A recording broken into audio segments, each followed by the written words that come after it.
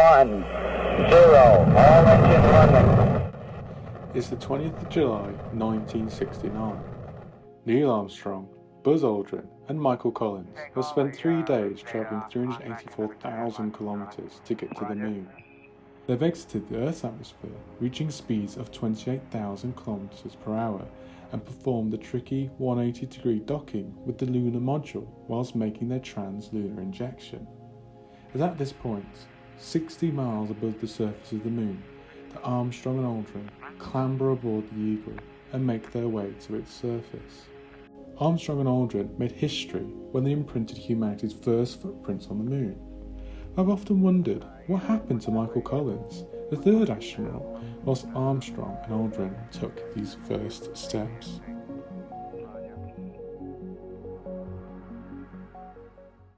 It's one small step for man, one giant leap for mankind. It has a dark beauty all its own.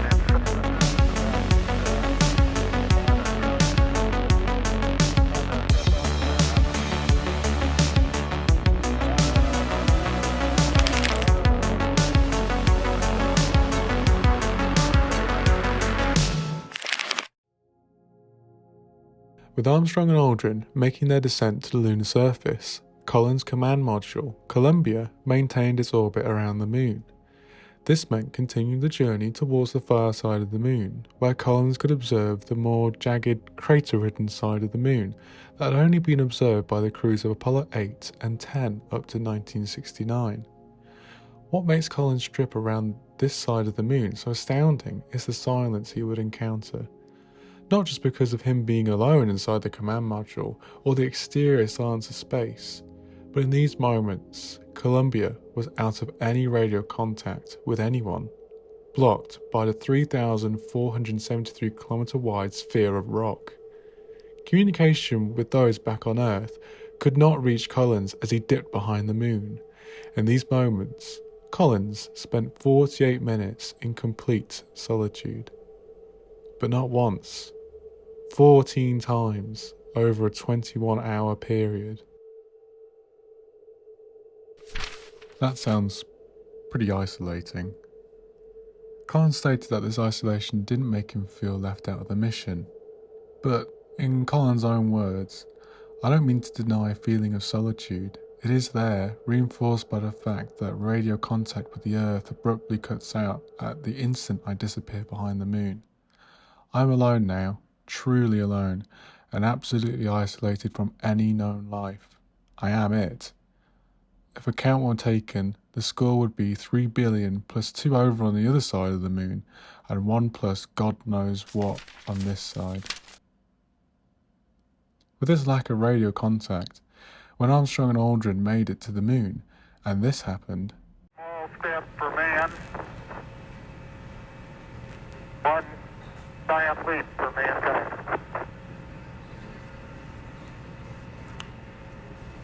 I think that was Neil's quote. I didn't understand it. No, one small step for man, but I didn't get the second phrase.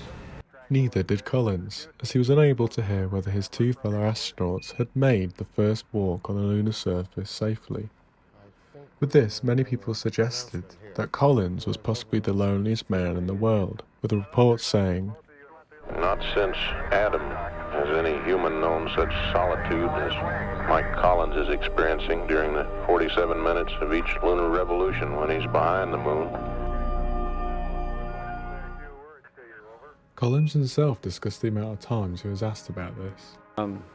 I was always asked, wasn't I the loneliest person in the whole lonely history of the whole lonely solar system when I was by myself in that lonely orbit?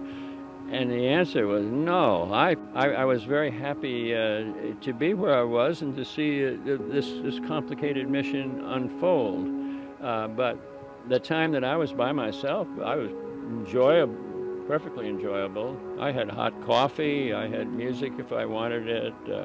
Good old command module, Columbia had every facility that I needed, and it was plenty big, and I really enjoyed my time by myself instead of being terribly lonely. I was not one iota lonely. Collins even said it was nice to get peace and quiet from Mission Control, who would Yak, they want this, that, and the other little tidbit of information minute after minute, hour after hour. So to have a peaceful period of solitude was far from being terrifying, was very pleasant, nice, easy, and I enjoyed it. In fact, Collins had this beautiful little domain. It was all mine. I was the emperor, the captain of it, and it was quite commodious. I had warm coffee even. Collins never suggested he was in fear or lonely. Rather, he had awareness, anticipation, satisfaction, confidence, and almost exaltation. Whilst he made these orbits, Collins had his own work to do inside the command module. During his first 2 orbits, he dumped excess water from fuel cells and prepared for Aldrin and Armstrong to return for their flight home. Just before he reached the far side on the 3rd orbit, Collins was told by Mission Control that the coolant temperature was wrong and had a problem. This was vitally important for the command module. If it became too cold, parts of Columbia would freeze and damage the module, risking the mission and the lives of the astronauts. Collins was advised to implement Environmental Control System Malfunction Procedure 17.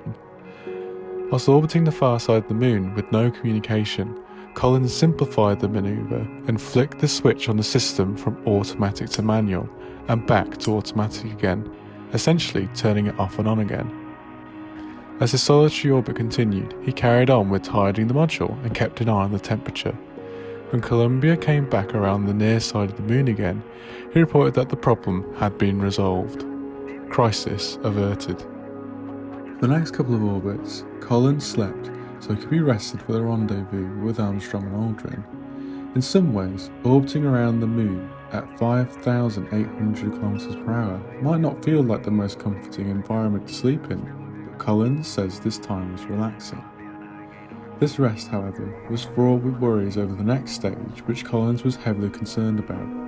The rendezvous with Aldrin and Armstrong involved meeting the remaining half of the lunar module in the lunar orbit and docking to receive the 2 first men on the moon. There was no contingency plan if the lunar module failed to make its ascent into the moon's orbit.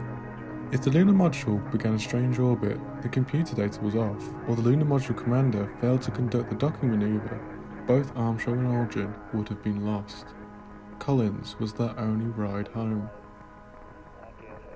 At his disposal, Collins was given 18 contingency plans outlining what to do if certain procedures went wrong. He said he didn't even acknowledge some of the outlandish ones, but Collins was concerned that if Armstrong and Aldrin died and he made the return to Earth alone, he would be regarded as a marked man for life. The risk of losing Aldrin and Armstrong was a great concern for the White House too. William Safire, Nixon's then speechwriter, had to produce a speech for Nixon called In the Event of Moon Disaster, which would inform the world of the abandonment and impossibility of retrieving Aldrin and Armstrong from the moon. The speech begins with, "Fate has ordained that the men who went to the moon to explore in peace will stay on the moon to rest in peace." William Safire commented on the speech 30 years later, saying, "At that time, the most important, the most dangerous part of the moon mission was to get that lunar module back up into orbit around the moon and to join the command ship. But if they couldn't, and it was a good risk that they couldn't, then they would have to be abandoned on the moon, left to die there. And Mission Control would then have to use their euphemism, close down communication. And the men would have to either starve to death or commit suicide." Thankfully, this speech was never read, nor did Collins have to act on any of the contingency plans. As they returned, Collins took this photo of the lunar module. You can see the lunar module returning from the moon's surface with the Earth positioned in the background. Many note this picture to have been the first picture to encapsulate the entire population of Earth, except for one person. At that moment, Michael Collins is the only person in the world not in this image. Collins, with his 2 crewmates, made the long 384,400 kilometre journey home and crashed into the Pacific Ocean, whilst reaching speeds of 40,000 kilometers per hour, with the capsule heating to 2,760 degrees Celsius. In supporting the mission from the command module, Collins was instrumental to the mission and had one of the most otherworldly experiences that few people have and will experience.